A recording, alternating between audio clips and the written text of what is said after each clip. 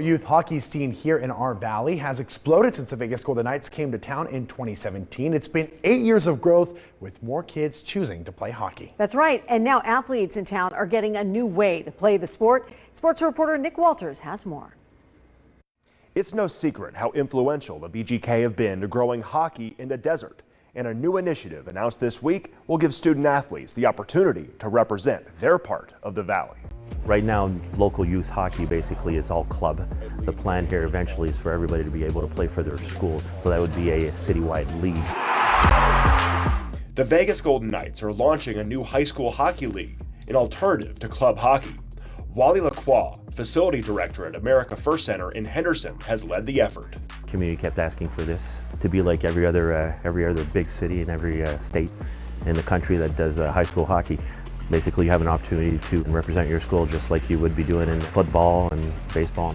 Beyond house leagues for younger players, local high schoolers seeking higher competition try out for Faith Lutheran and Bishop Gorman club teams, and players don't have to attend those schools.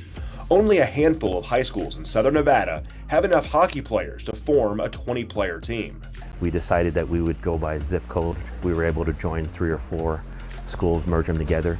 Players are going to get to play for an area now until they have enough players at their schools and they can be called Green Valley Gators or Centennial Bulldogs. There's so many players, I don't think there's honestly enough teams to get all these kids on. Few know how beneficial this can be for locals like Austin Moline, who came up through VGK Youth Hockey, the Las Vegas Storm, and Faith Lutheran Club before moving north for better competition. Last year, he became the first Vegas native ever selected in the NHL draft. Seeing how schools support their football team, and now it's going to be hockey, which is, going to be really cool. Being in Minnesota the last few years, high school hockey is really big there. Those games get pretty packed and stuff. So it's kind of like you're representing your own little area, and hopefully eventually in Vegas it's going to be like that. The co-ed league will feature 16 total teams, 8 areas with 1 major team and 1 minor team, like varsity and JV. Eventually, the league plans to move the schedule so kids can play club and for their school. Eventually, when we do have the new buildings, we'll be able to pick up this league and put it in the fall. So now players will have an opportunity to be double rostered. Signups opened a week ago and go through mid-March, with the league's first season starting in April.